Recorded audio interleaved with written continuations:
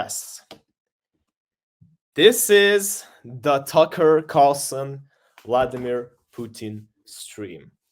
And I, as a Ukrainian, am going to watch it. I'll give you the live reaction of it, obviously. Now, before we start, I have to say that it's been only up, so it's 0027, right?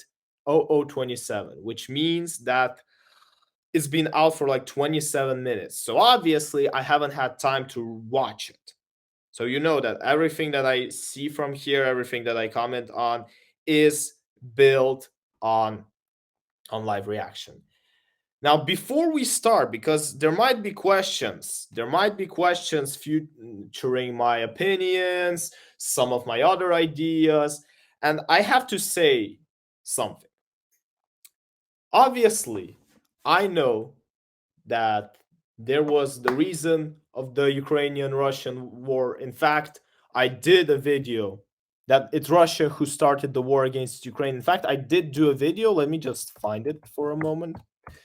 Wait. When the invasion started, I'm going to share you my other screen. So wait, give me a second, because I cannot share entirely my screen. I did a video on my YouTube channel about sports, if you may know it. It's called Slavitel. And when the war started, it was actually my first video that I ever did in Russia. And I was the one speaking about the ban of Russia from international sports. I remember initiating petitions over it. So I obviously understand that who is the aggressor and who is the victim of this whole situation. And because I understand this, as I always say, usually when you are right, you allow other people to speak more. You allow them to express their falseness, so that then you can actually beat them on it. So therefore, on this stream today, that is exactly what I'm going to do. I'm going to try to show, at least, so to say, why what is happening, why this is wrong, so to say. Now, again, if something there is going to be right, I don't know. Let's say he's going to ask him about his birthday, and he's going to talk about his birthday. Obviously, I'm not the one to judge here. But on the stuff that I am able to judge, that I actually may claim something, I am going to be talking about it.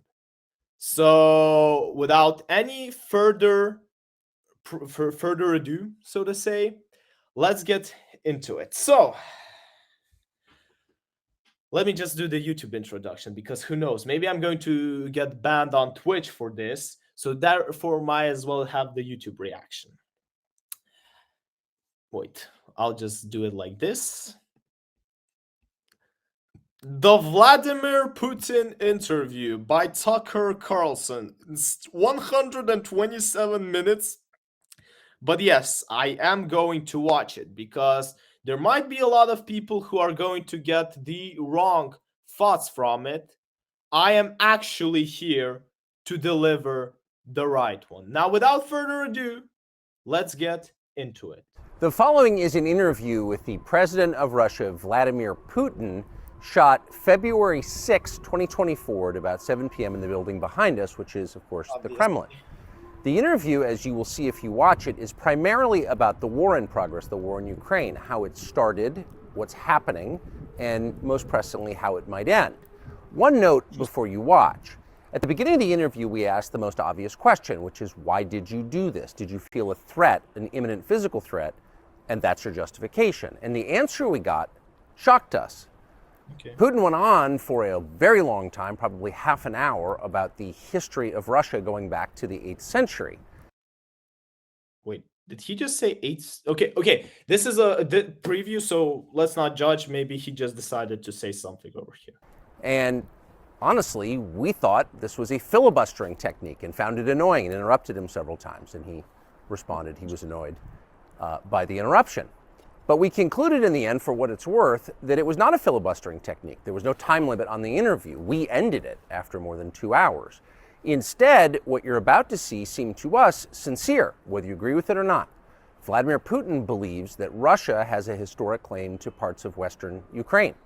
Wait, which So our part? opinion would be to view it in that light, as Okay, a let's sincere let expression him of what he speak. thinks.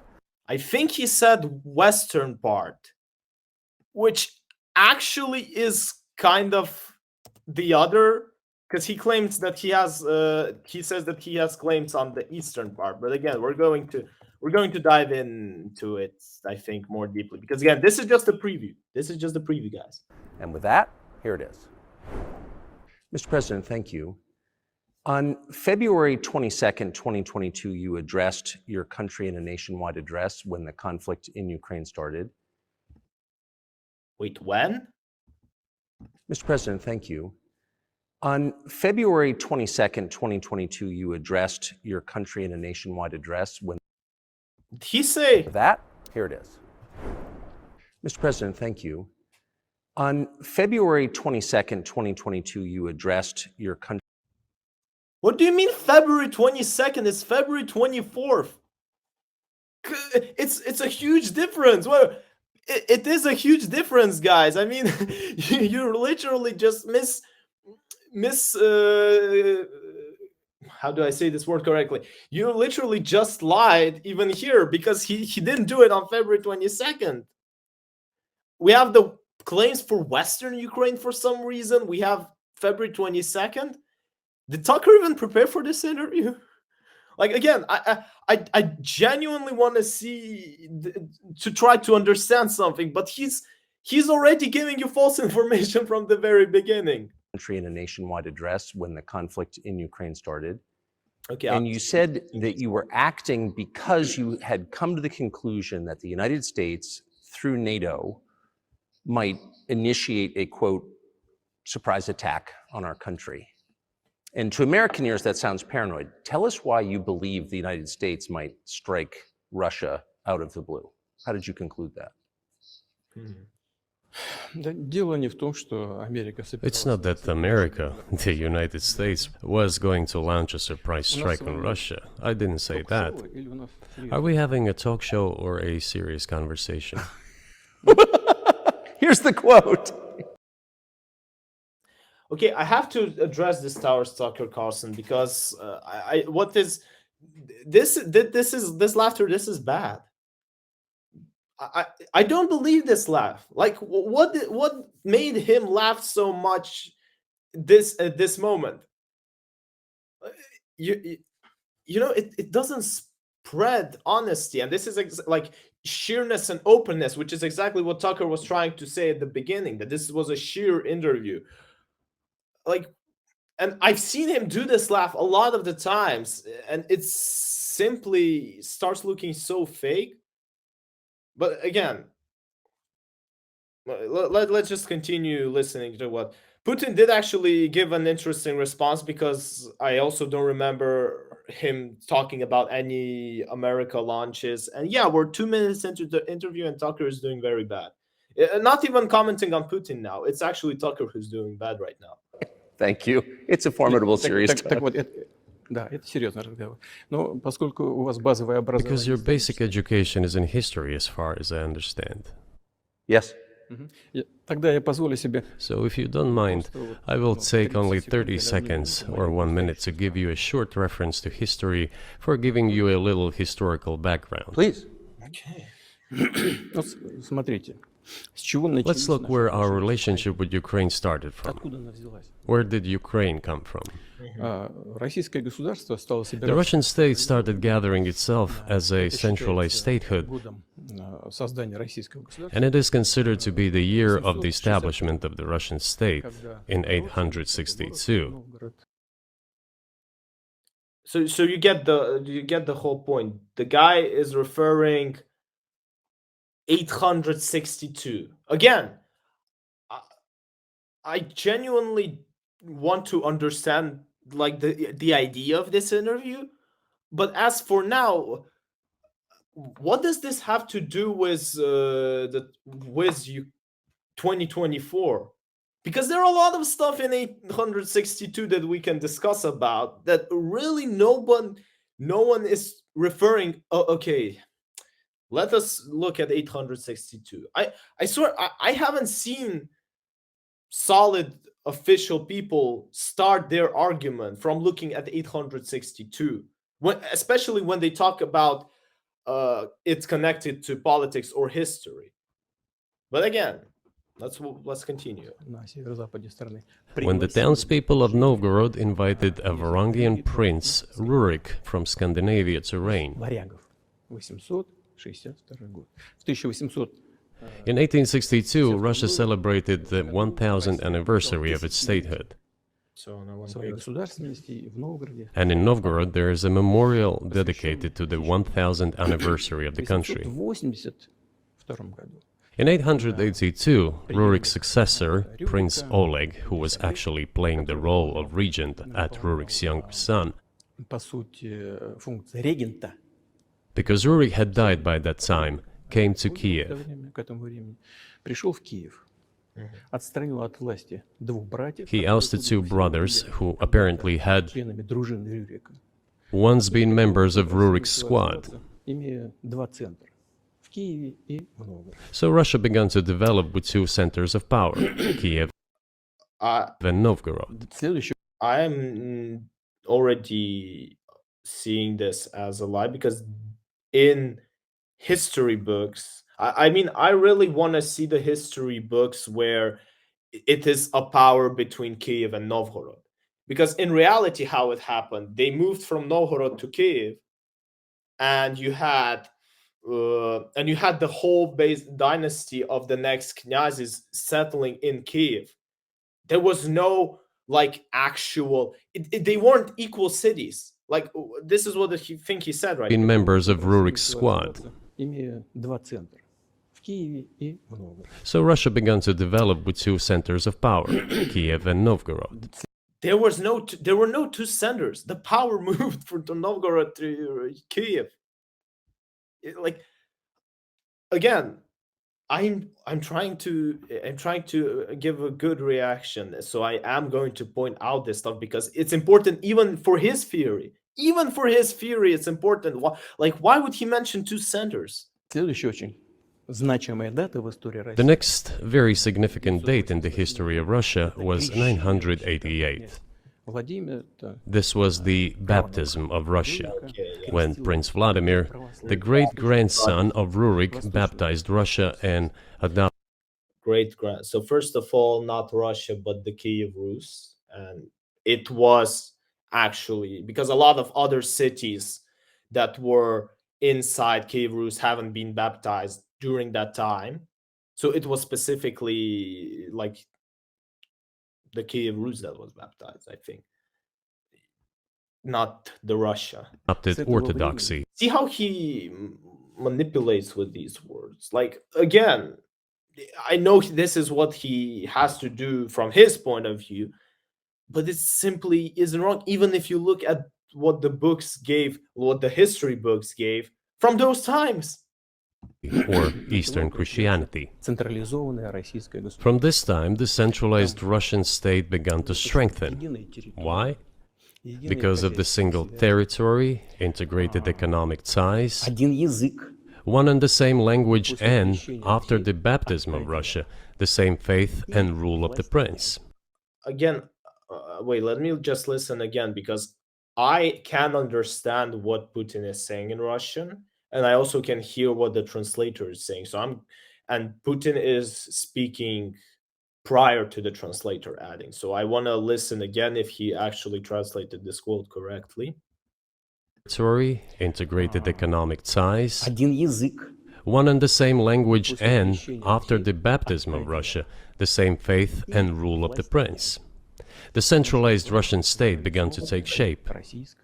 There was no prince in Kiev. Back in the Middle Ages, Prince Yaroslav the Wise introduced the I don't understand why they tried to translate it to prince. There was no prince, he was a knyaz. Order of succession to a throne. But after he passed away, it became complicated for various reasons. The throne was passed not directly from father to eldest son, but from the prince who had passed away to his brother, then to his sons in different lines. All this led to the fragmentation and the end of Rus as a single state. There was no Let's talk about the Roman Empire, shall we? Again, what like I listened to it. I tried to understand how it's leading. And again, why are we specifically picking the point of 882? Let's take 100 years before that. Yeah, let's take 200 years before that. Like I'm really, there's so many things to ask. But again, Tucker Carlson said he's going to interrupt and question him. So let's just wait for this. Nothing special about it. The same was happening then in Europe. Но раздробленное русское государство стало легкой добычей. But the fragmented Russian state became an easy prey to the empire created earlier by Genghis Khan. Хан Батый пришли на Русь, His successors, namely Batu Khan, came to Rus, plundered and ruined nearly all the cities. The southern part, including Kiev, by the way, and some other cities, simply lost independence, while northern cities preserved some of their sovereignty. в Орду. Но часть суверенитета сохранили. They had to pay tribute to the horde, but they managed to preserve some part of their sovereignty, while northern cities preserved some of their sovereignty. В Орду. What about the Halitsko-Volinske how do I call it correctly? Knyazevstvo as well? Like the territory from Halichina and Volyn. Because they, just for a history lesson, if we're having history lessons, they as well had the king there later on, when, as he is claiming, only the northern cities have only kept their independence, so to say. But again, I'm trying to understand why are we talking about history? Но часть суверенитета сохранили. They had to pay tribute to the horde, but they managed to preserve some part of their sovereignty. Начало складываться единое российское государство. And then a unified Russian state began to take shape with its center in Moscow. Оно начало The southern part of Russian lands, including Kiev, тому центру, который складывался. began to gradually gravitate towards another magnet, the center that was emerging in Europe. Его даже называли Литовско-Русь. This was the Grand Duchy of Lithuania. Составляли значительную It was even called the Lithuanian-Russian Duchy, because Russians were a significant part of this population. славными. They spoke the old Russian language and were Затем произошло Orthodox. объединение, уния Великое княжество Литовское. But then there was a unification, the union of the Grand Duchy of Lithuania and the Kingdom of Poland. Уже в духовной сфере. A few years later, another union was signed, Священников подчинилось власти. but this time already in the religious sphere.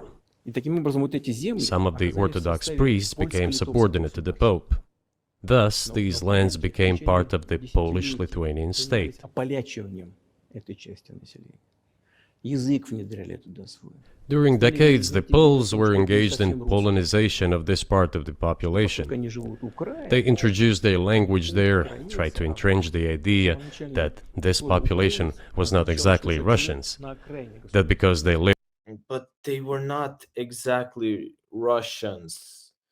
Again, I'm trying, like, the argument that Putin is trying to build around history will fail because he is taking a year that has nothing to do with, like, there's no specific reason, there's no argumentative reason why to start with that year.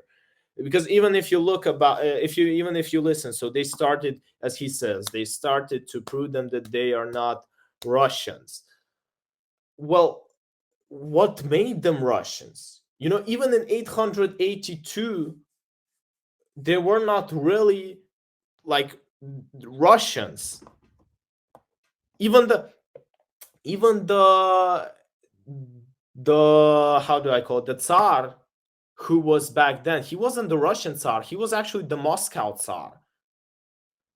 Why are we taking specifically that date? Again, I know I'm only pushing on one argument, but until that question is answered, there's no point of moving forward.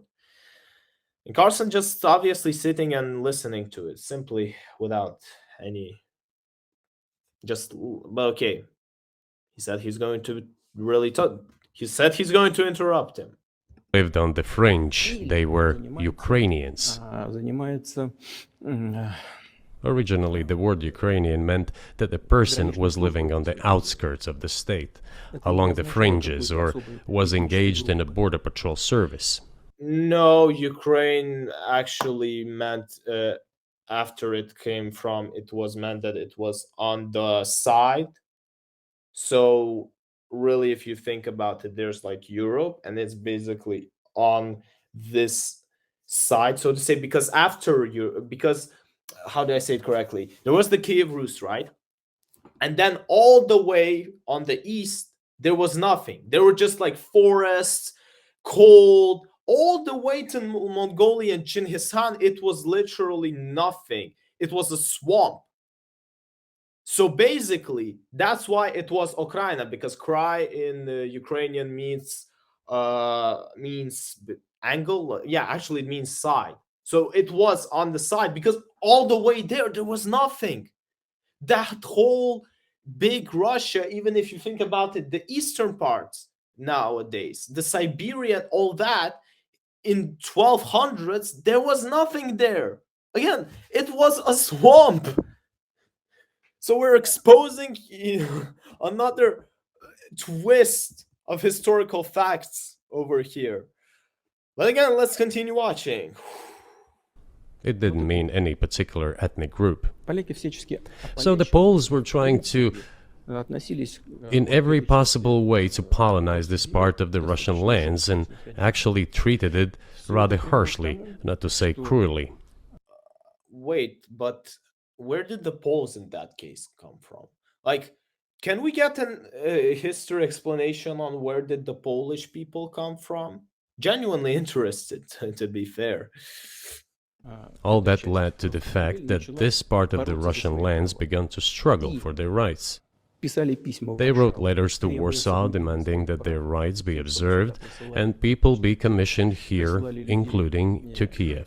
I beg your pardon, can you tell us what period? I'm losing track of where in history we are. Finally, Это было- Carlson the Polish said- oppression это было of в 13 Ukraine. веке. Это было It was in the это было в 13th century. 14 веке. Ну вот, в 13 веке. Это было в 13 веке. Значит, и Now I will tell you what happened later дальше и назову даты, чтобы Ой. не было путаницы. and give the И в dates so that there is no confusion. 1650 You didn't confront Carlson on saying 22nd February. So really, if you mess up a century or two in your lives, he's probably not going to spot it as well. And in 1654, even a bit earlier, чуть раньше даже, люди, которые контролировали the власть, people who were in control of the authority over that part of the Russian lands чтобы присылали к ним направление. addressed Warsaw, I repeat, demanding that they send them to rulers of Russian origin and Orthodox faith. When Warsaw No, that was never the truth. They actually wanted their own independence. If you're talking about Bogdan Khmelnytsky and people coming from them, they were actually fighting for their own independent state. It wasn't called Ukraine. I agree. It wasn't called Ukraine. Well, give me just 1 second so I will check the exact name. Wait, just give me 1 second so that I don't mess it up in English. Because what happened was Bogdan Khmelnytsky, who was fighting for independence against the Polish people, he was not fighting to join anyone. He actually wanted his own state. Yeah, so he was the hetman of Zaporizhian host. Wait, let me actually, you know what? Why are we only concentrating on this? Let me actually, what I'm going to do is also share my screen over here. Bogdan Khmelnytsky.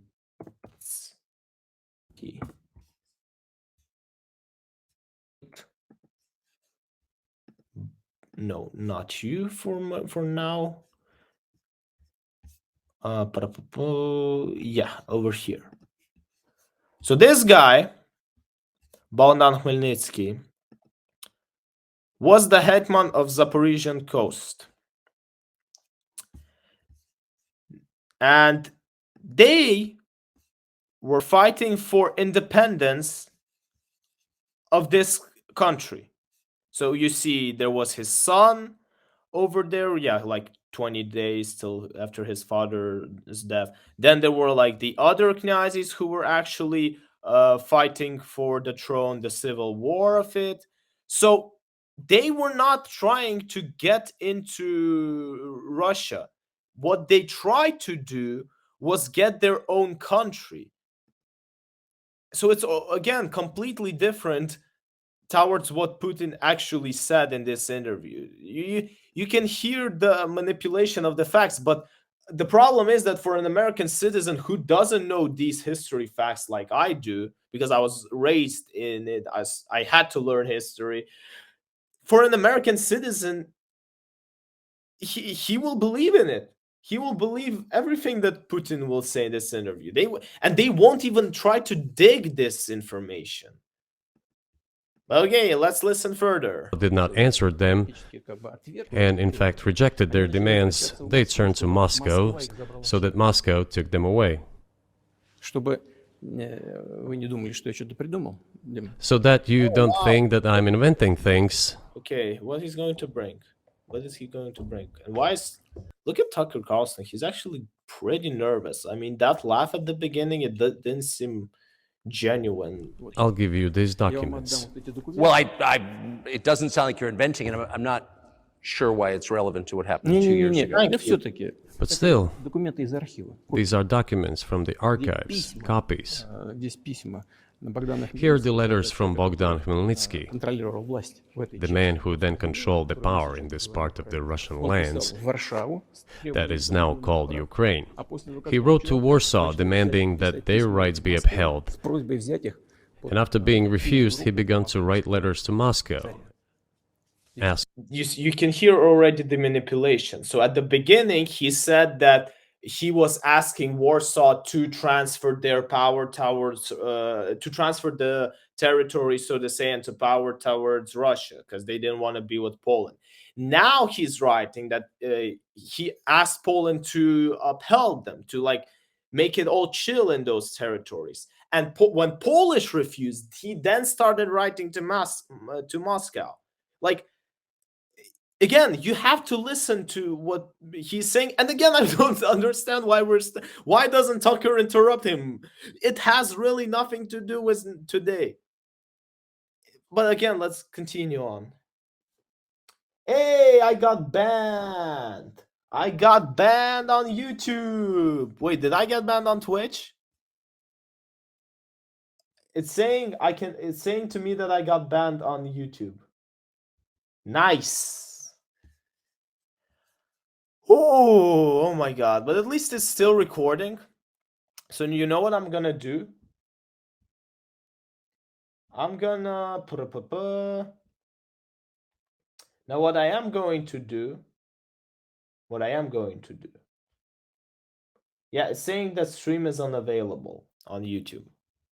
Wait, let me check if it's still available on Twitch. It's still available on Twitch. So guys, what I'm going to do, and then I'm going to cut the feed on YouTube. I'm going to cut the feed on YouTube. And I'm going to go on Twitch only.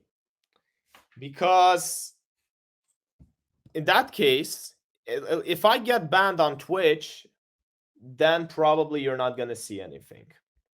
But if I don't get banned, well, then there's a chance that you might see it fully on YouTube this morning.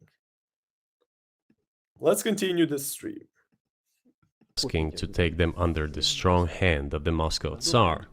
There are copies of these documents. I will leave them for your good memory. There is a translation into Russian. You can translate it into English later. Russia would not agree to admit them straight away, assuming that the war with Poland would start. Nevertheless, in 1654, the but what about the Bogdan Khmelnytsky already fighting a war with Poland? So all he actually asked was them to help them, to join them. But again, this is Putin, and he's going to be talking about the facts that suit him better. On Russian assembly of top clergy and landowners headed by the Tsar, Часть древнерусских земель вошла which was the representative body of the power of the old Russian state, decided to include a part of the old Russian lands into Moscow Kingdom. перемирие было заключено. As expected, the war with Poland began. It lasted 13 years, and then in 1654, По-моему, 2 a truce was concluded. When? With Poland began. It lasted 13 years, and then in 1654, по-моему, 2 a truce was concluded. мир с Польшей. Oh my God. Oh my God. This is so bad. This is so bad because even Tucker's translators are failing to explain. The events that he is talking about is the signing treaty in 1667. And again, it has nothing to do with the story, but Carson's translators couldn't get it right. It lasted 13 years, and then in 1654, по-моему, 2 a truce was concluded. мир с Польшей. Вечный мир, как это будет. And 32 years later, I think, a peace treaty with Poland, which they called Eternal Peace, was signed. Отошла к России. And these lands, the whole left bank of Dnieper, including Kiev, went to Russia. Затем, во времена And the whole right bank of Dnieper remained in Россия Poland. вернула все исторические земли. Under the rule of Catherine the Great, Russia reclaimed all of its historical lands. Oh yeah, especially Crimea and the Turkish territories. That was historically under Russia. Like, what do you mean reclaimed? When are we? Who set those lines? When did we agree on that? Let me see if I can do this. Wait. Let me see if I can do this. If I can unstream it again on YouTube. Okay, so it's sending data. And it's streaming it on YouTube. Let me check again.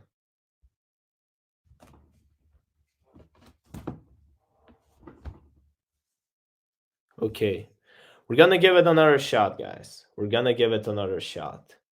Let's hope we don't get violated again. Including in the south and west. Да, вот This all lasted until the revolution. воспользовавшись Before World War I, украинизацией, Austrian General Staff relied on the ideas of Ukrainianization and started actively promoting the ideas of Ukraine and the Ukrainianization. в преддверии мировой войны, конечно, Who? Ukrainianization. вот This all lasted until the revolution. воспользовавшись Before World War I, украинизацией, Austrian General Staff relied on the ideas of Ukrainianization and started actively promoting the ideas of Ukraine and the Ukrainianization. Why? Why would they do it under Austro-Hungary? Like, I genuinely want to, because I do understand which facts he's manipulating, but I want to see if he can think of it. в преддверии мировой войны, конечно, было стремление ослабить потенциал. Their motive was obvious. Было стремление Just before World War I, they wanted to weaken the potential enemy and secure themselves favorable conditions in the border area. So the idea which had emerged in Poland that people residing in that territory were allegedly not really Russians, but rather belonged to a special ethnic group, Ukrainians, started being propagated by the Austrian General Staff. которые говорили необходимо As far back as the 19th century, theorists calling for Ukrainian independence appeared. украинской независимости, говорили, All those, however, claimed that Ukraine should have a very good relationship with Russia. настаивали. Вот. They insisted on that. После революции 1917 года After the 1917 revolution, старались восстановить государственность. Развернулась the гражданская Bolsheviks sought to restore the statehood, and the civil war began, including the hostilities with Poland. Польши в 1921 году. по которым западные In 1921, peace with Poland was proclaimed, and under that treaty, the right bank of Dnieper River once again was given back to Poland. He is forgetting so many facts. Again, I'm trying to understand. If if Russia is trying to reclaim all their territories, why are they, for example, not trying to reclaim the territories of 1680? So to say, the Polish territories, or the territories that belong to them in 700. Again, I'm going to manipulate on. I'm going to ask on this fact because the argument, like the whole this preparation, and we're only 12 minutes into this interview. It's built a little bit. It's built too incorrectly, so to say, because it doesn't have a specific ground where to go from there. в 1939 In 1939, after Poland cooperated with Hitler, сотрудничала с Гитлером, Oh, а really? Польша сотрудничала. it did collaborate with Hitler, you know? Will Hitler you offered bring- Poland peace and a treaty of friendship, В архивах есть. Bring Предлагал с Польшей an alliance demanding in return that Poland give back to Germany the so-called Danzig corridor, which connected the bulk of Germany with East Prussia and Königsberg. основную часть Германии с Кёнигсбергом и с Восточной Пруссией. After World War I, this territory was transferred to Poland, and instead of Danzig, a city of Gdansk emerged. И вместо Данцига появился. Hitler asked them to give it amicably, but they refused. Of course. Still, they collaborated with Hitler and engaged together И вместе занялись in the partitioning of Czechoslovakia. But may I ask you, you're making the case that Ukraine, certainly parts of Ukraine, Eastern Ukraine, is in effect Russia has been for hundreds of years. Why wouldn't you just take it when you became president 24 years ago? You have nuclear weapons, they don't. If it's actually your land, why did you wait so long? This is actually a decent question from Tucker. Holy damn! No, actually, I wasn't expecting, but let's keep on watching because this question does make sense. If you're claiming that it was always yours, why waiting till 2022 to start all of this? Ща- Да, сейчас I'll скажу. tell you. Я щас к этому- I'm я coming to заканчиваю that. эту историческую справку. This briefing is coming to an end. It might be boring, but it explains boring. many I things. just don't know how it's relevant. Yeah. Ну, отлично, тогда мне очень Good. I mean, to be fair, I can see how for an American it could like not be boring. It's boring for me because I can smell a lie every 30 seconds. But again, how is it relevant? оцениваю. Good. Спасибо большое. I'm so Итак, gratified that you да, appreciate that. после, Thank you. перед Второй мировой So, войной, before когда World Польша War II, сотрудничала с Poland Германией, collaborated with оказалось, Hitler, что требования and Гитлера, although тем it не did менее, not yield to предоставили Hitler's себе demands, количество it still participated in the поскольку partitioning мешало of Данцигскому Czechoslovakia together with Hitler, вынудили as the Poles had not given the Danzig corridor to Germany начать Вторую and мировую went too войну. far, Именно pushing Hitler to start World War II by attacking them. 1939 года именно с Why was it Poland against whom the war started on 1st September 1939? реализацией его планов. Poland turned out to be uncompromising, and Hitler had nothing to do but start implementing his plans with Poland. What about the Molotov-Ribbentrop Pact? Like forgetting that one of the reasons Hitler did start that war and it started from Poland is because he knew that he could quickly cover one side so that USSR could invade Poland from the other parts and also take over it over there. And so he wouldn't have to have a war on two sides, because this is one of the reasons why the Nazi Germany eventually fell down, because they had to fight from two sides. Whereas the initial plan was, okay, USSR, here's our pact. We take some parts of Poland, you take some parts as well. You don't find us, so we're good on this side. And now we can concentrate on France and all the Western Europe. Where's the mentioning of it? Where is it? And by the way, this is an actually known fact. This is something that actually exists in the archives. Like, I hope he's going to mention it, because really, it's one thing when he's trying to speculate with some historical facts that some people might find hard to dig into, but this is just a pure lie. Like, if he doesn't mention it.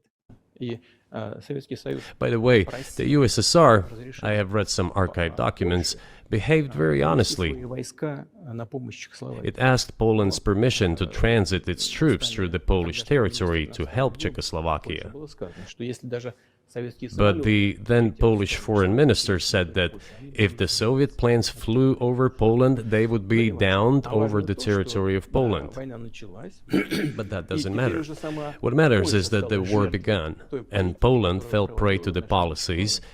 it Потому had что, pursued against Czechoslovakia, as under the well-known Molotov-Ribbentrop Pact. Okay. Part of the territory, including western Ukraine, was to be given to Russia. под названием Советский Thus, Союз Russia, вернулась which was This is the reason why it all started from Poland. This is the literal reason why it all started from Poland. then named the USSR, regained its historical lands. победы в After the victory in the Great Patriotic War, as we call World War все II, эти территории окончательно были all закреплены. those territories were ultimately enshrined as belonging to Russia. No, Warsaw wasn't. When Warsaw was during the Russian Empire. If again, I am now leading from his answer, not from, I'm not even trying to suggest my own. I'm trying to even follow his argument and make it logically correct. And you can see how inconsistent it is. Польша To the USSR. в порядке компенсации, так надо полагать, As for получила Poland, it западные received, apparently in compensation, the lands which had originally been German. это вот западная, Especially восточную часть The eastern parts of Germany, часть земли. these are now western lands of Poland. Сегодня. Ну, естественно, и опять вернули. Of course, Poland regained access to the Baltic Sea and Опять Danzig, вернули Данциг, который опять стал называться. which was once again given its Polish name. Вот таким образом сложилось. So this was how this situation При developed. формировании Советского Союза, это уже 1900 In 1922, when the USSR was being established, большевики начали формировать the СССР. Bolsheviks started building the USSR and established the Soviet Ukraine, which had never existed before. Который до сих пор вообще не существовало. But what about even the 1917 when you mentioned the Ukraine? You did mention that in 1917 people were pushing Ukraine. So even if you're saying that it never existed before that, you can't say that the Ukrainian SSR didn't exist until it was built during USSR in the after Second World War. You can't, because you just mentioned them a couple minutes ago in 1917. Again, 2 hours, and he's giving us a history lecture. But okay, let's go on. При этом Сталин Stalin insisted that those republics be included in the USSR as входили в качестве автономных образований. autonomous entities. Основатель советского государства Ленин настоял. For some inexplicable reason, Lenin, the founder of the Soviet state, insisted that they be entitled to withdraw from the USSR. Наделил And образующуюся again, for some unknown reasons, he transferred to that newly established Soviet Republic of Ukraine some of the lands together with people living there, even though those lands had never been called Ukraine, and yet they were made part of that Soviet Republic of Ukraine. Those lands included the Black Sea region, which was For some unknown reasons whatsoever, like, I can't take it serious, guys. I'm sorry, I can't take it. We're only 16 minutes in, and I already can't take it serious, and it's for 2 hours. I don't know how I'm going to handle. I'm probably gonna go get a snack later. received under Catherine the Great, and which had no historical connection with Ukraine whatsoever.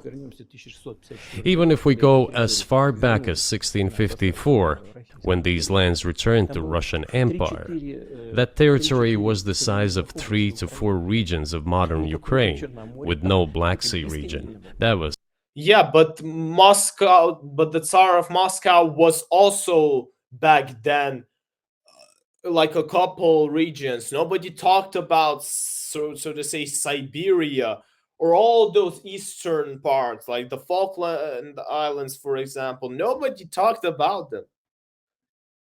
So it's the speculation from one side where you can only see one side and not really react to the other one. This is a problem. completely out of the question. In 1654. Exactly. You obviously have encyclopedic knowledge of this region, but why didn't you make this case for the first 22 years as president that Ukraine wasn't a real country? Да. Итак, Okay, finally. значит, Советская Украина получила The Soviet Union was given a great deal of territory that had never belonged to it, including the Black Sea region. когда Россия их получила в результате. At some point, when Russia received them as an outcome of the Russo-Turkish Wars, they were called New Russia or Novorossiya. But that does not matter. What matters is that Lenin, the founder of the Soviet state, established Ukraine that way. For decades, the Ukrainian Soviet Republic developed as part of the USSR. And for unknown reasons, again, the Bolsheviks were engaged in Ukrainianization. It was not merely because the Soviet leadership was composed to a great extent of those originating from Ukraine. Rather, it was explained by the general policy of indigenization pursued by the Soviet Union. Same things were done in other Soviet republics. Wait, I need to just go for 1 second because we got banned on YouTube again.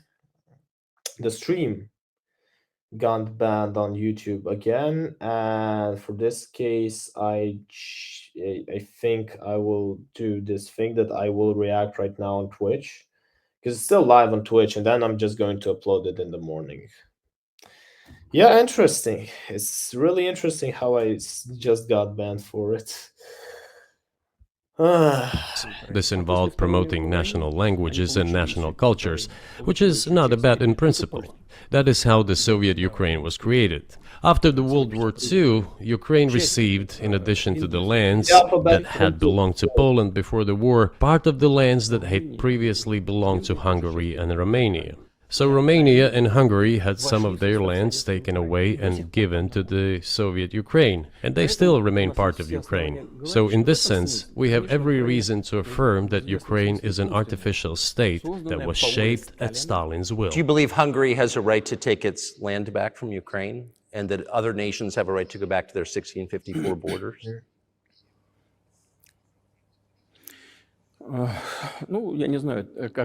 I'm not sure whether they should go back to the 1654 borders.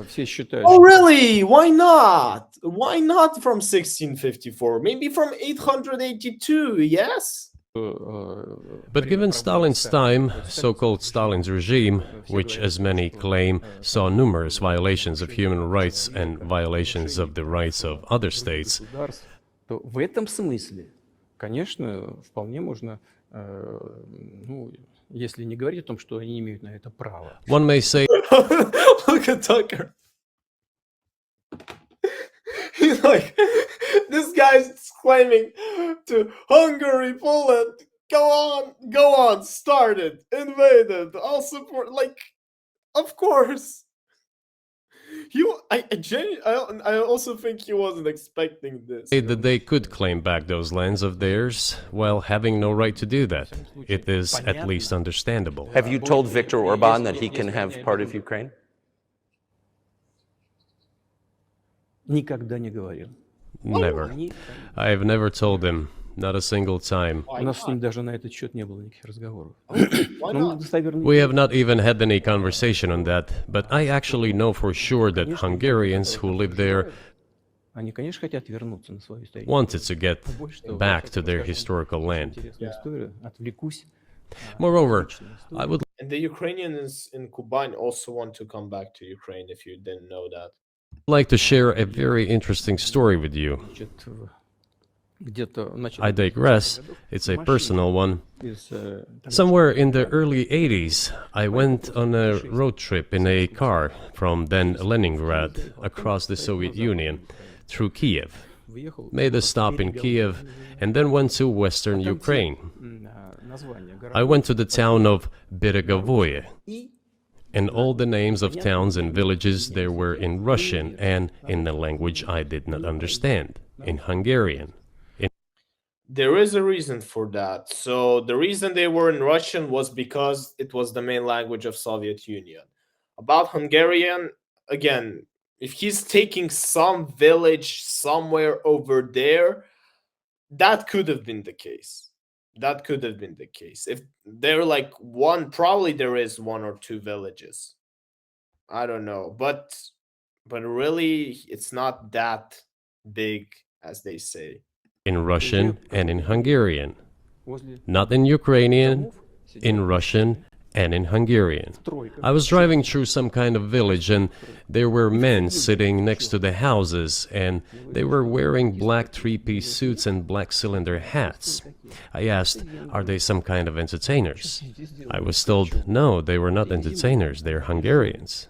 I said, what are they doing here? What do you mean? This is their land, they live here. This was during the Soviet time in the 1980s. They preserved the Hungarian language, Hungarian names, and all their national costumes. They are Hungarians and they feel themselves to be Hungarians. And of course, when now there is an infringement, Well, that is, and there's a lot of that, though. I think many nations are upset about Transylvania as well, as you obviously know. But many nations feel frustrated by the redrawn borders of the wars of the 20th century and wars going back 1,000 years, the ones that you mentioned. But the fact is that you didn't make this case in public until 2 years ago, February. And in the case that you made, which I read today, Сейчас скажу. you explain at great length that you felt a physical threat from the West in NATO, including potentially a nuclear threat, and that's what got you to move. Is that a fair characterization of what you said? Я понимаю, что поскольку мои длинные диалоги, они I understand that my long speeches probably fall outside of the genre of the interview. Yes, because the guy asked you a simple question and you started giving him long, really unneeded answers because he didn't ask you about history. He asked you a specific question about today.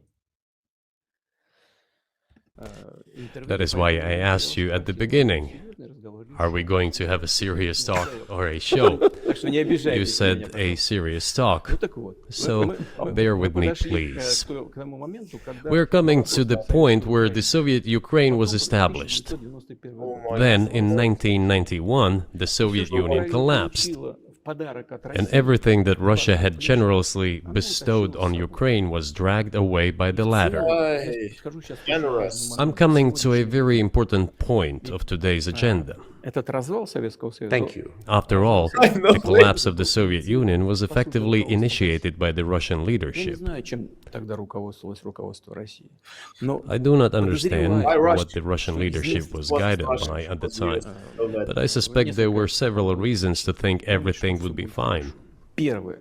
Ну, во-первых, я думаю, что руководство России исходило из того, что First, фундаментальные I think that then Russian leadership believed that the fundamentals of the relationship between Russia and Ukraine were, in fact, a common language. More than 90% of the population there spoke Russian. У каждого третьего какие-то That is true. Family ties. Every third person there had some kind of family. That is true because of the Russification during USSR. It's the same as with Polonization during the period he mentioned. Obviously, if you're going to be affected by one country and they're going to implement you their language, most of the people will be speaking it. It is explainable. It isn't justifying his arguments that is why it's Russia. but yeah, that's exactly what I said. It's not a justification to his argument, even though it is a fact. or friendship ties, common culture, common history, finally, common faith, coexistence with a single state for centuries, and deeply interconnected economies. Экономика очень сильно взаимосвязана. All of these were so fundamental. So we basically watched the sixth part of the interview, and all we now have is manipulated history facts. All these elements together make our good relationships inevitable. Я хочу, чтобы вы, как американские гражданины, чтобы The second point is a very important one. прежнее российское I руководство want you, as an American citizen, and your viewers to hear about this as well.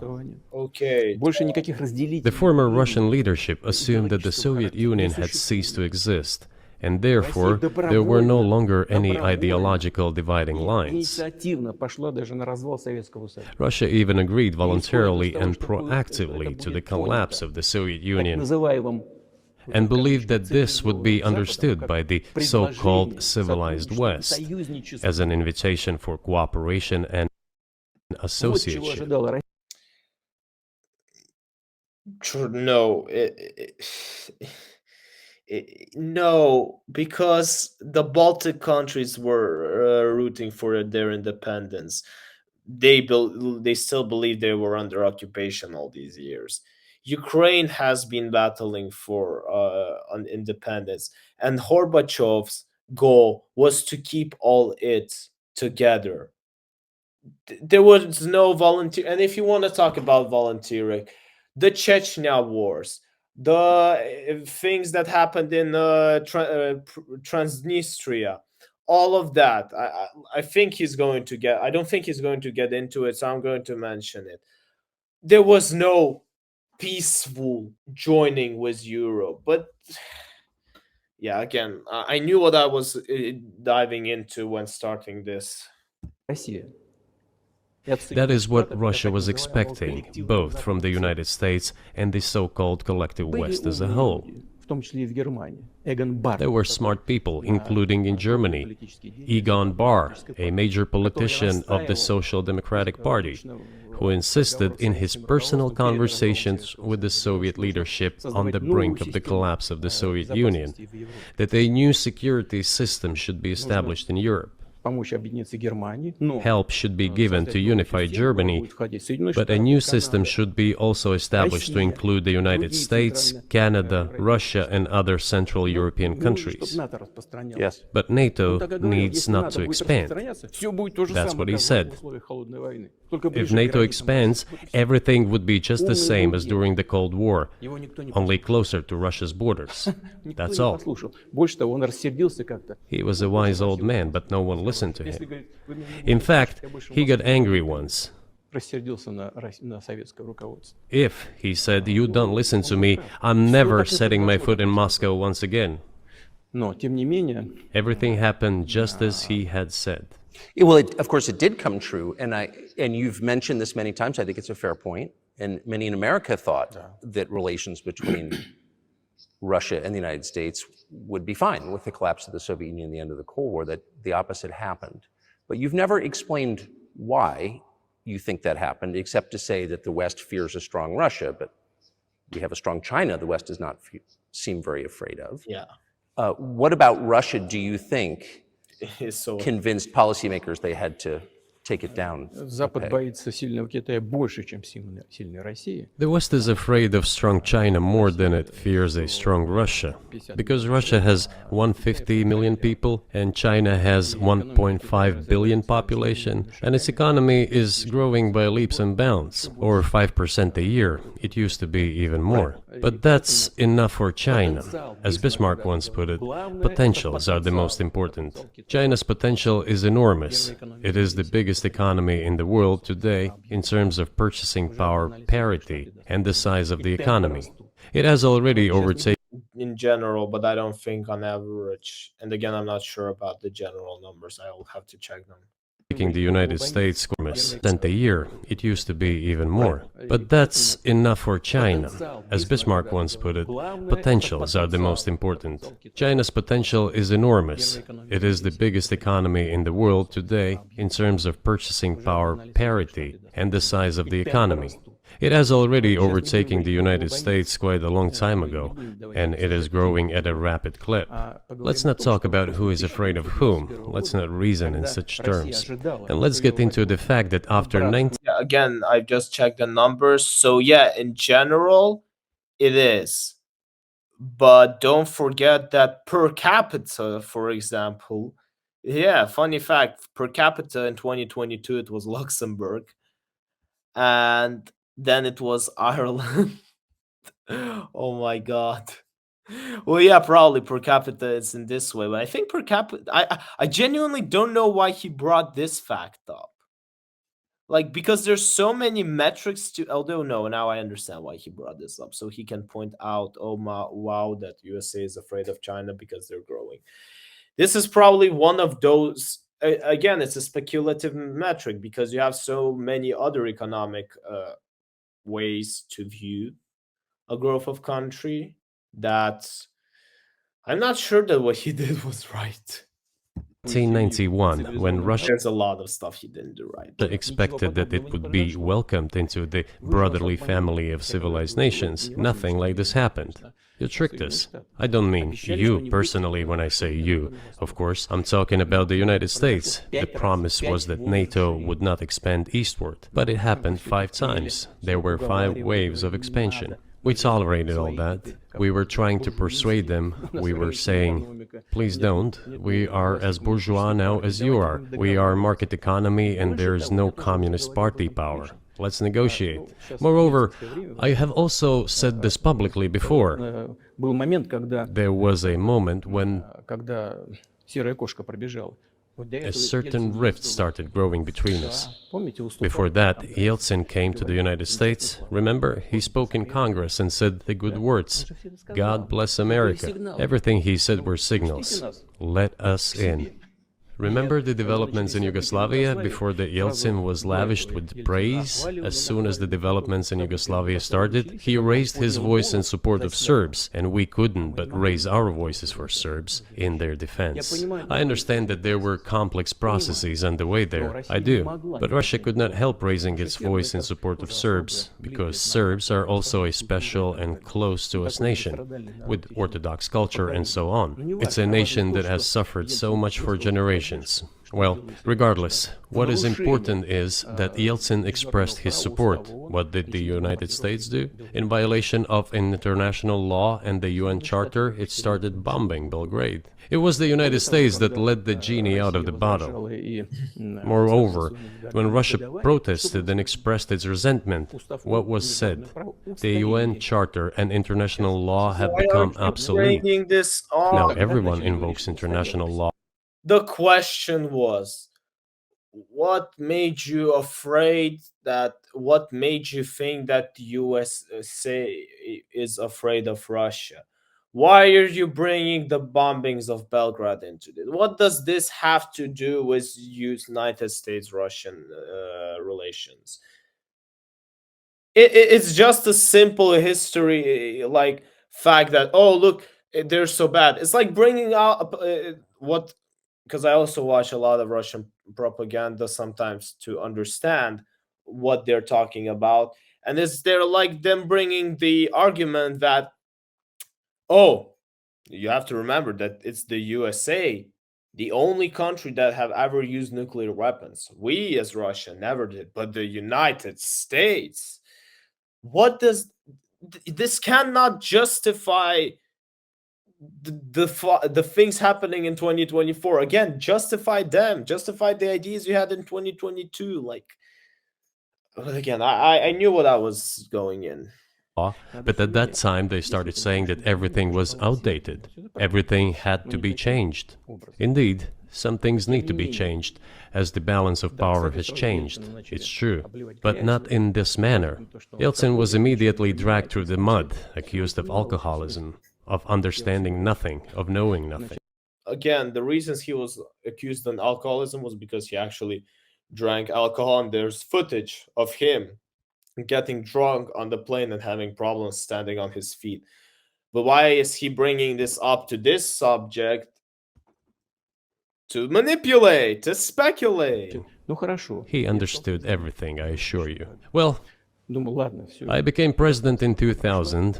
I thought, okay, the Yugoslav issue is over, but we should try to restore relations. Которую Россия. Let's reopen the door that Russia had tried to go through. И больше того, And moreover, I said it publicly, I can в reiterate. Кремле с уходящим от власти Белым At a meeting here in the Kremlin with the outgoing President Bill Clinton, right here in the next room, I said to him, I asked him, Если бы Россия поставила вопрос о вступлении в НАТО, Bill, do you think if Russia asked to join NATO, do you think it would happen? вдруг он сказал, ты знаешь, это интересно. Suddenly he said, you know, it's interesting.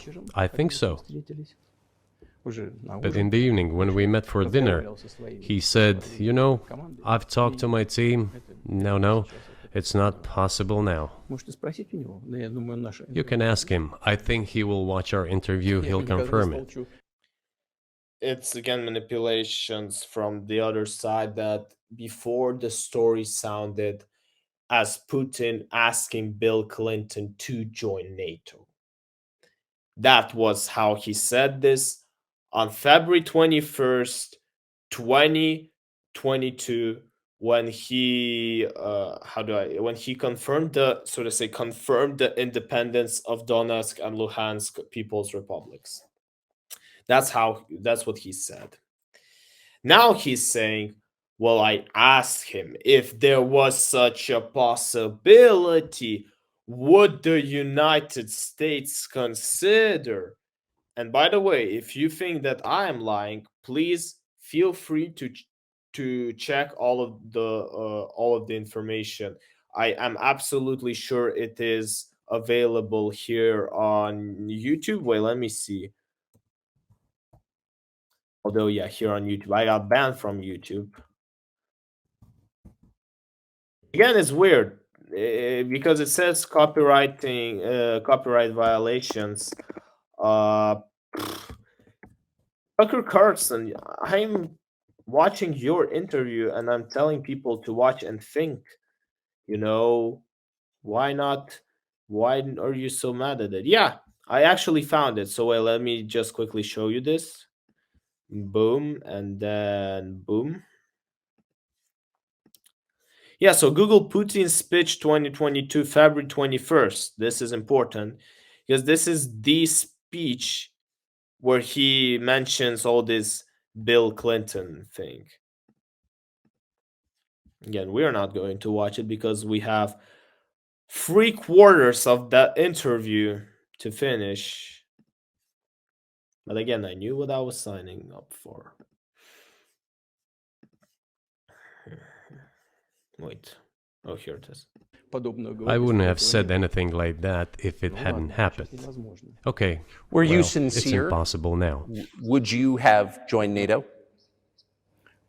Look, I asked the question, Why also? That's an important thing. is it possible or not? And the answer I got was no. If I was insincere in my desire to find out what the leadership position was, But if he had said yes, would you have joined NATO? And why? if he had said yes, the process of rapprochement would have commenced, and eventually it might have happened if we had seen some sincere wish on the other side of our partners. What would be the goal of Russia joining NATO? Like, explain if NATO was created as a bloc against USSR and then Russia being a threat. What would be the addition of Russia joining in? But it did And we're talking about presidents of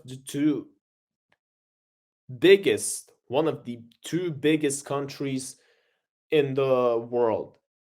And he's saying, oh, I was talking to this president and we were just talking about, fluffy possibilities. Really? The two big presidents, and you were just throwing random questions, what if questions into him? Maybe. I was never on that level of officiality, but I don't see myself in any official meetings that I have with people just throwing around random what if questions with no intentional purpose under them. Didn't happen. Well, no means no. Okay, fine. Why do you think that is? Just to get to motive, I know you're clearly bitter about it. I understand. But why do you think the West rebuffed you then? Why the hostility? Why did the end of the Cold War You not have to ask why. fix the relationship? What motivates this from your point of view? Вы сказали, что You said I was bitter about the answer. No, it's not bitterness. It's just a statement of fact. We're not bride and groom, bitterness, resentment. It's not about those kind of matters in such circumstances. We just realized we weren't welcome there, that's all. Okay, fine. But let's build relations in another manner. Let's look for common ground elsewhere. Why we received such a negative response, you should ask your leaders. I can only guess why. Too big a country with its own opinion and so on. And the United States, I have seen how issues are being resolved in NATO. Ну, я же видел, как решают. I will give you another example now concerning Ukraine. Один из примеров сейчас приведу, касающийся The US leadership exerts pressure, and all NATO members obediently vote, голосуют. Даже если им even if they do not like something. я скажу в этой связи, что происходило с Украиной. Now, I'll tell you what happened in this regard with Ukraine in 2008, although it's being discussed. I'm not going to open a secret to you, say anything new. По-разному выстроить отношения. Nevertheless, after that we tried to build relations in different ways. События For example, the events in the Middle East, in Iraq. мы We очень were building relations with the United States in a very soft, prudent, cautious manner. I repeatedly raised the issue that the United States should not support separatism or terrorism in the North на Caucasus, Северном Кавказе, но все равно продолжали это делать. but they continue to do it anyway. Политическая And political поддержка, support, информационная information поддержка, support, financial финансовая support, поддержка, даже even военная military support came from the United States and its satellites for terrorist groups in the Caucasus. политические формирования в, Do you have I once raised this issue with my colleague, also the President of the United States. He says, "It's impossible. Do you have proof?" I said, "Yes." I was prepared for this conversation, and I gave him that proof. он посмотрел. He looked at it, and you know what he said? I apologize, but that's what happened. I'll quote. He says, "Well, I'm gonna kick their ass." We waited and waited for some response. There was no reply. Я Who говорю, was that I president? said to the FSB director, "Write to the CIA, what is the result of the conversation with President?" есть разговор с президентом He wrote once, twice, and then we got a reply. в архиве. We have the answer in the archive. ЦРУ пришел ответ. The CIA replied, Работали с "We have been working with the opposition in Russia. We believe that this is the right thing to do, and we will keep on doing it." смешно. Just ridiculous. Ну ладно, мы поняли, что Well, okay. We realized that it was out of the question. Forces in opposition to you. So you're saying the CIA is trying to overthrow your government. ну, конечно, имелось в виду в данном Of случае. course, they meant in that particular case the separatists, the terrorists who fought with us in the Caucasus. Они их называли. That's who they called the opposition. Это вот второй момент. And that's who you call This is the second Очень point. важный. The third moment is a very important one. Is the moment when the US missile defense system was created. Начало. The beginning. И мы долго уговаривали. We persuaded for a long time not to do it in the United States. Меня пригласили в Moreover, отец Буша. after was invited by Bush Jr.'s father, Bush Sr., to visit his place on the ocean, Там состоялась очень серьезная беседа, I had a very serious conversation with President Bush and his team. чтобы I proposed that the United States, Russia, and Europe jointly create a missile defense system that, we believe, которая, как мы считаем, if created unilaterally, threatens our security, despite the fact that the United States officially said that it was being created against missile threats from Iran. That was the justification for the deployment of the missile defense system. I suggested working together, Russia, the United States, and Europe. They said it was very interesting. They asked me, "Are you serious?" I said, Yeah, because why would you need to defend against Iran? Like the US, they understood, especially after what happened on 9/11, why they were so worried about the Arabic world. But why would you need to work on this system? "Absolutely." May I ask, what year was this? Ну, я не помню. Вот, I don't remember. в интернете, когда я был. It is easy to find out on the internet when I was in the USA at the invitation of a Bush senior. It is even easier to learn from someone I'm going to tell you Мне about. сказали, это очень интересно. I was told it was very interesting. I said, just imagine if we could tackle such a global strategic security challenge together. The world will change. We'll probably have disputes, probably economic and even political ones, but we could drastically change the situation in the world.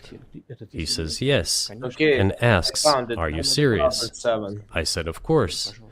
We need to think about it." I'm told. Вот в этот кабинет. I said, "Go ahead, please." Then Secretary of Defense Gates, former director of CIA, and Secretary of State Rice came in here, in this cabinet, right here at this table. They sat on this table. Me, the foreign minister, the Russian defense minister on that side. Министр обороны. They said to me, Они мне "Yes, we have thought I switched the speed to 125 because otherwise, I mean, we're not going to get through with this easily. about it. We agree." I said, "Thank God, great, Но but with some exceptions." So twice you've described U.S. presidents making decisions and then being undercut by their agency heads. So it sounds like you're describing a system that's not run by the people who were elected in your telling. именно так. That's right, Конечно, that's не right. итоге. Нас послали подальше. Я не буду. In the end, they just told us to get lost.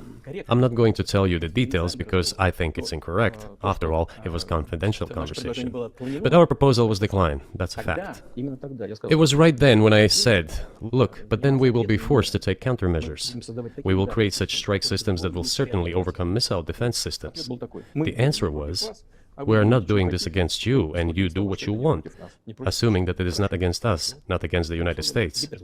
I said, "Okay, very well." That's the way it went. And we created hypersonic systems with intercontinental range, and we continue to develop them. We are now ahead of everyone, the United States and the other countries, in terms of the development of hypersonic strike systems, and we are improving them every day. But it wasn't us. We proposed to go the other way, and we were pushed back. По поводу расширения НАТО на восток. Now, about NATO's expansion to the east. НАТО на восток. Well, we were promised no NATO to the east, not an inch to the east, as we were told. And then what? Ну, They said, well, it's not enshrined on paper, so we'll expand. 5 расширений. So there were five So he said Russia is leading it, right? And we can Google all of this information. Well, I Googled it. Guys. And what do you think?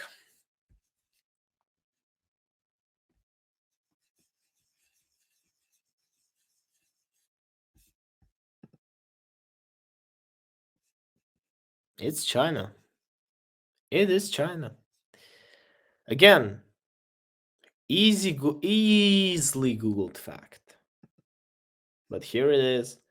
Yet another, and this is like a lie because I just Googled it. This is not even speculation. This is just pure lie.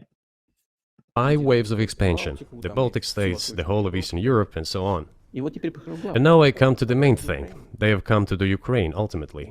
In 2008, at the summit in Bucharest, they declared that the doors for Ukraine and Georgia to join NATO were open. Now about how decisions are made there. Germany, France seem to be against it, as well as some other European countries. But then, as it turned out later, President Bush, and he's such a tough guy, a tough politician, as I was told later, he exerted pressure on us and we had to agree. It's ridiculous, it's like kindergarten. Where are the guarantees? What kindergarten is this? What kind of people are these? Who are they? Кто они такие? You see, they were pressed, they agreed. А потом они говорят, And then they say, Ukraine won't be in the NATO, you know? I say, I don't know. I know you agreed in 2008. Why won't you agree in the future? я говорю, а почему завтра? Well, they pressed us then. I say, why won't they press you tomorrow? And you'll agree again. С кем там Well, разговаривать? it's nonsensical. Мы готовы. Who's there to talk to? I just don't understand. Гарантии. We're ready to talk. But with whom? Значит, начали осваивать Where are the guarantees? None. So they started to develop the territory of Ukraine. Whatever is there, I have told you the background, how this territory developed, what kind of relations there were with Russia. Every second or third person there has always had some ties with Russia. And during the elections in already independent, sovereign Ukraine, which gained its independence as a result of the Declaration of Independence, and by the way, it says that Ukraine is a neutral state, and in 2008, suddenly the doors or gates to NATO were open to it. Oh, come on. This is not how we agreed. Now, all the presidents that have come to power in Ukraine, they relied on electorate with a good attitude to Russia in one way or the other. This is the southeast of Ukraine. This is a large number of people. And it was very difficult to dissuade this electorate, which had a positive attitude towards Russia. Viktor Yanukovych came to power, and how? The first time he won after President Kuchma, they organized a third round, which is not provided for in the constitution of Ukraine. This is yeah, because they proved the falsification of the poll results. I can't believe I have to Google all of this.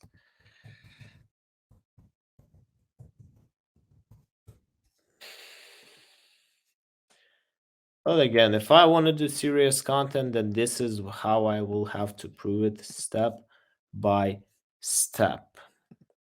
Ukrainian presidential election 2004 preliminary vote, European Union, blah, blah, blah. Wait, we don't need the European Union. Wait, give me the rounds. Rerun. Where's the story about it?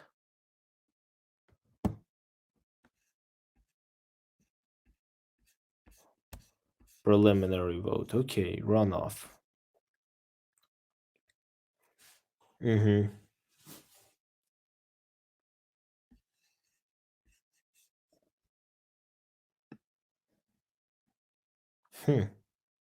This is an interesting situation that they give. But again, the October... Oh, no, it's not called. The Orange Revolution... Wait. Give me a second. The Orange Revolution did actually show Ukrainian resilience. Like, if we don't want this president, we're not going to get him. If we see that it was falsified, well, which was claimed to be marred by massive corruption, voter, and etc. Again, this is all of these people who are here standing are the people who understood that, okay, this is wrong. We need to protest against this. And what I would say is, even if you think about it, even let's say that he was super unfairly not picked, if we're talking about Yanukovych, people didn't want him, and people didn't want him that much, so they would stand up against, so to say, these people who wanted another president. Isn't this real democracy at the end of the day? Isn't actual democracy when people are willing to stand up for their interests? Just think about it. We're pushing this narrative of what is democracy, and yet we're arguing about this one time when people are actually standing up for what they think is right. This is a coup d'etat. Just imagine, someone in the United States wouldn't like the outcome. In 2014? Before that. No, this was before that. After President Kuchma, Viktor Yanukovych won the elections. However, his opponents did not recognize that victory. The US supported the opposition, and the third round was scheduled. What is this? This is a coup. The US supported it, and the winner of the third round came to power. Imagine if in the US something was not to someone's liking, and the third round of election, which the US Constitution does not provide for, was organized. Nonetheless, it was done in Ukraine. Okay, Viktor Yushchenko, who was considered a pro-Western politician, came to power. Fine, we have built relations with him as well. He came to Moscow with visits. We visited Kiev. I visited too. We met in an informal setting. If he's pro-Western, so be it. It's fine. Let people do their job. The situation should have developed inside independent Ukraine itself. As a result of Kuchma's leadership, things got worse and Viktor Yanukovych came to power after all. Maybe he wasn't the best president and politician, I don't know. I don't want to give assessments. However, the issue of the association with the EU came up. Yeah. We have always been lenient to this, suit yourself. But when we read through the Treaty of Association, it turned out to be a problem for us, since we had a free trade zone and open customs borders with Ukraine, which under this association had to open its borders for Europe, which would have led to flooding of our market. We said, no, this is not going to work. Okay. We shall close our borders with Ukraine then. The customs borders, that is. Yanukovych started to calculate how much Ukraine was going to gain, how much to lose, and said to his European partners, I need more time to think before signing. The moment he said that, the opposition began to take destructive steps, which were supported by the West. It all came down to Maidan. He refused to sign them. That is, he did not say, let me think about it. He went there to sign them, and then he refused. And again, it's all Googled on history. I just don't want to really waste our time because we're watching a 2-hour video with my reaction, which is going to take even longer. So you can really freely Google it right now. And a coup in Ukraine. So he did more trade with Russia than with the EU. Ukraine did. Of course. It's not even the matter of trade volume, although for the most part it is. It is the matter of cooperation ties, which the entire Ukrainian economy was based on. The cooperation ties between the enterprises were very close since the times of the Soviet Union. One enterprise there used to produce components to be assembled both in Russia and Ukraine, and vice versa. They used to be very close ties. A coup d'etat was committed, although I shall not delve into details now, as I find doing it inappropriate, the US told us. Calm Yanukovych down, and we will calm the opposition. Let the situation unfold in the scenario of a political settlement. We said, all right, agreed, let's do it this way. As the Americans requested, Yanukovych did use neither the armed forces nor the police, yet the armed opposition committed a coup in Kiev. What is that supposed to mean? Who do you think you are? I wanted to ask the then US leadership. With the backing of whom? With the backing of CIA, of course. The organization you wanted to join back in the day, as I understand. We should thank God they didn't let you in, although it is a serious organization. I understand. My former vis-a-vis in the sense that I served in the first main directorate, Soviet Union's intelligence service. They have always been our opponents. A job is a job. Technically, they did everything right. They achieved their goal of changing the government. However, from political standpoint, it was a colossal mistake. Surely it was political leadership's miscalculation. They should have seen what it would evolve into. Oh, yeah. So, in 2008, the doors of NATO were opened for Ukraine. In 2014, there was a coup. They started persecuting those who did not accept the coup, and it was indeed a coup. They created a threat to Crimea, which we had to take under our protection. Oh, yeah, but you forget that you occupied Crimea a couple days before the revolution of dignity started. They launched the war in Donbass in 2014 with the use of aircraft and artillery against civilians. No, you launched the war on Donbass. Again, I am now doubting if I even should upload this. Because all I'm just sitting here and saying is, no, it's not like this. Yes, it is like this. When all the facts scream otherwise. This is when it all started. There's a video of aircraft attacking Donetsk from above. They launched a large-scale military operation, then another one. When they failed, they started to prepare the next one. All this against the background of military development of this territory and opening of NATO's doors. No. How could we not express concern over what was happening? From our side, this would have been What does even NATO have to do in 2014? The 2008 and 2014, there's like two completely different times and completely different visions of Ukraine, even if you look at all the people who were in charge of it and in the governments. But okay, keeping on. Culpable negligence. That's what it would have been. It's just that the US political leadership pushed us to the line we could not cross, because doing so could have ruined Russia itself. Besides, we could not leave our brothers in faith, in fact, a part of Russian people, in the face of this war machine. But that was 8 years before the current conflict started. So what was the trigger for you? What was the moment where you decided you had to do this? Спровоцировал конфликт изначально. Initially, it was the coup in Ukraine that provoked the conflict. By the way, back then the representatives of 3 European countries, Germany, Poland and France, arrived. They were the guarantors of the signed agreement between the government of Yanukovych and the opposition. They signed it as guarantors. Despite that, the opposition committed a coup, and all these countries pretended that they didn't remember that they were guarantors of the peaceful settlement. They just threw it in the stove right away, and nobody recalls that. I don't know if the US know anything about the agreement between the opposition and the authorities, and its 3 guarantors who, instead of bringing this whole situation back in the political field, supported the coup. Although it was meaningless, believe me. Because President Yanukovych agreed to all conditions, he was ready to hold an early election which he had no chance of winning, frankly speaking. Everyone knew that. Early elections, he ran away from the country. No, I can't listen to this. I can't listen to this. Again, I can see where Tucker Carlson's reaction may come from and where other people's reaction. But I lived through all of this. I genuinely lived through all of this. I've seen it with my own eyes.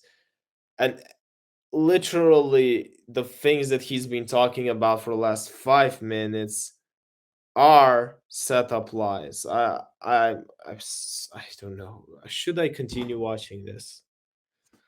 Why the coup? Why the victims? Why threatening Crimea?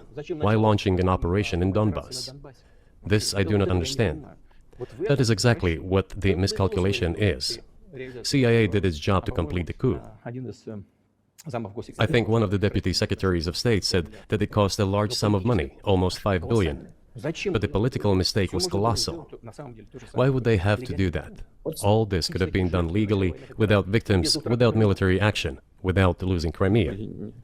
We would have never considered to even lift a finger if it hadn't been for the bloody developments on Maidan. Because we agreed with the fact that after the collapse of the Soviet Union, our borders should be along the borders of former Union's republics. We agreed to that. But we never agreed to NATO's expansion, and moreover, we never agreed that Ukraine would be in NATO. We did not agree to NATO bases there without... Who are you to talk about... Again, if you're an independent country, who are you to decide what other independent country does in its territory? Unless it's a genuine threat on yours, unless it's even a strike on yours. You're saying, oh, we agreed that you are all, but we didn't agree that you're going to make your own choices. Like, even now he's speaking, and again, I'm listening to it. I'm losing him. I don't know how Tucker Carlson will push another hour with him, but I am already losing with him. Any discussion with us. For decades, we kept asking, don't do this, don't do that. And what triggered the latest events?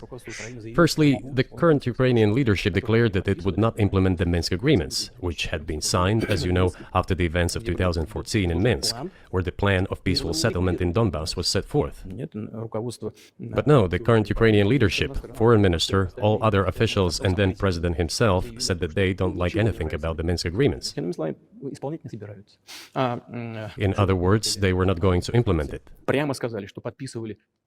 A year or a year and a half ago, former leaders of Germany and France said openly to the whole world that they indeed signed the Minsk agreements, but they never intended to implement them. They simply let us... No, I remember they were saying as if the Minsk agreements were not supported, like that it was Russia who broke the Minsk agreements, which led to Ukraine not following them afterwards. Because, I mean, if one side breaks the treaty, why should the other then support it?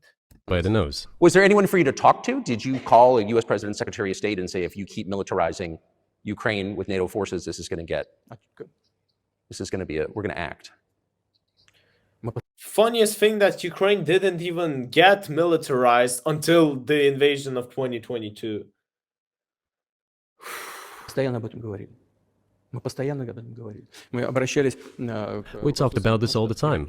We addressed the United States and European countries' leadership to stop these developments immediately, to implement the Minsk agreements. Frankly speaking, I didn't know how we were going to do this, but I was ready to implement them. These agreements were complicated for Ukraine. They included lots of elements of those Donbas territories' independence. That's true.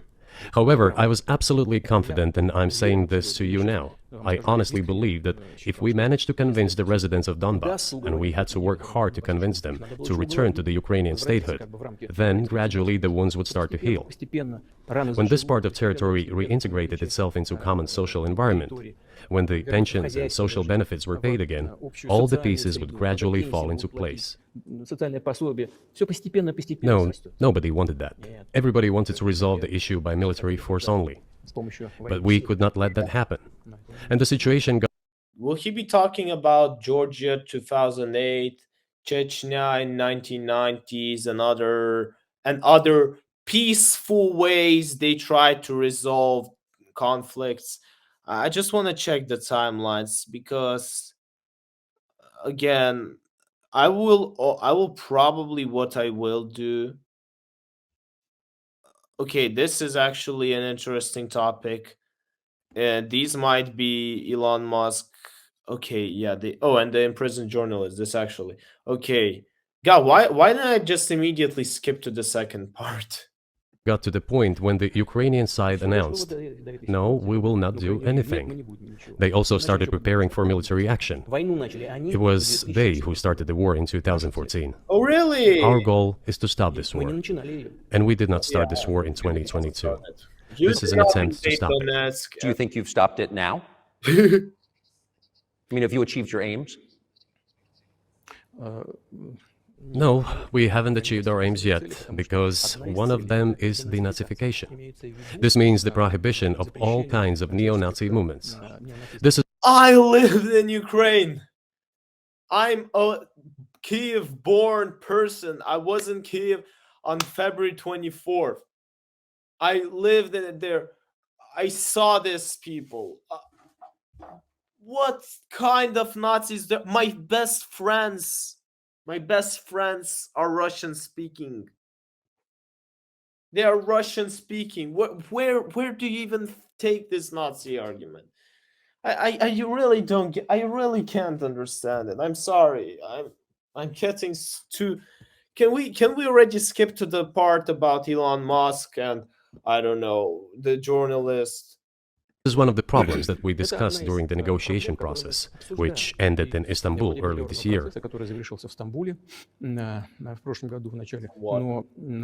And it was not our initiative, because we were told by the Europeans, in particular, that it was necessary to create conditions for the final signing of the documents. My counterparts in France and Germany said, how can you imagine them signing a treaty with a gun to their heads? The troops should be pulled back from Kiev. I said, all right. We withdrew the troops from Kiev. As soon as we pulled back our troops from Kiev, our Ukrainian negotiators immediately threw all our agreements reached in Istanbul into the bin. Oh, yeah. The reason why you took the army from Kiev was because you were so kind and you agreed, not because it was literally getting its ass beat by the Ukrainian army in March 2022. And got prepared for a long-standing armed confrontation with the help of the United States and its satellites in Europe. That is how the situation has developed. And that is how it looks now. But what is, pardon my ignorance, what is denazification? What would that mean? Да, вот я как раз хочу сейчас об этом сказать. Это очень важный вопрос. Денацификация. That is what I want to talk about right now. It is a very important issue. Denazification. After gaining independence, Ukraine began to search, as some Western analysts say, its identity. And it came up with nothing better than to build this identity upon some false heroes who collaborated with Hitler. He's going to talk about Я Bandera. уже говорил, что I have already said that in the early 19th century, when the theorists of independence and sovereignty of Ukraine appeared, they assumed that an independent Ukraine should have very good relations with Russia. но в силу исторического развития But due to the historical development, those territories were part of the Polish-Lithuanian Commonwealth, Poland, Yeah. where Ukrainians were persecuted and treated quite brutally as well. He said Ukrainians. He said Ukrainians. Those territories were part of the Polish-Lithuanian Commonwealth, Poland, where Ukrainians were persecuted and treated quite brutally as well as He said Ukrainians. One more time. those territories were part of the Polish-Lithuanian Commonwealth, Poland, where Ukrainians were persecuted and treated quite brutally as well as were subject to cruel behavior. Can someone just cut this clip? Like this interview. And I'm going to come back because you saw I was already getting down. But what you've just seen is a proof. What makes a lie? Usually, it's inconsistency. And now we are clearly seeing. And then I'm going to listen to the end because who knows, maybe he's going to correct himself. Where are you seeing it? Yeah. идентичность вели себя очень жестоко, это все осталось в памяти. There were also attempts to destroy their identity. No, he didn't correct himself. So, what makes a lie? It's inconsistency. He was talking this whole time about how there was no Ukrainians and etc., just to say that Ukrainians were getting oppressed by the Polish in the year 1400. This, I think that at least for this part, you can already ask, if you were even listening to this interview and you were genuinely like believing what he was saying, you should have at least asked yourself right now, but you just said that there were no Ukrainians, and now you said that Ukrainians were getting oppressed.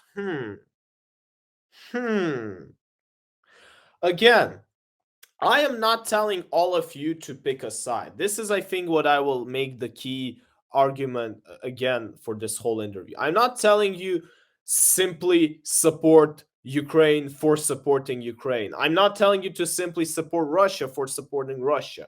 What I'm telling you is to rationally look at what is happening, who is saying what, turn on your head and think. And the reason why I'm doing this is because I genuinely believe that if you do it, you are going to come to the right conclusions. And that is the whole goal of this stream, that we still have an hour and 10 minutes of the video to watch. Когда началась Вторая мировая война, часть этой All this remained in the memory of the people. When World War II broke out, part of this extremely nationalist elite collaborated with Hitler, believing that he would bring them freedom. она начала сотрудничать с Гитлером, полагая, что The German troops, even the SS troops, made Hitler's collaborators do the dirtiest work of exterminating the Polish and Jewish population. Hence this brutal massacre of the Polish and Jewish population, as well as the Russian population too. которые с Гитлером сотрудничали. Oh yeah. Вот отсюда вот эта жестокая резня. This was Yeah, the very bad people under occupation. I've heard stories from people who have survived both the Nazi occupation and the Soviet occupation. And guess which one they would call the savers, so to say. No, it's the wrong way to say it. Which one would they say treated them in the worst way possible? I'll give you a hint. A lot of them, not just some, a lot of them are not going to answer with the Nazi Germany.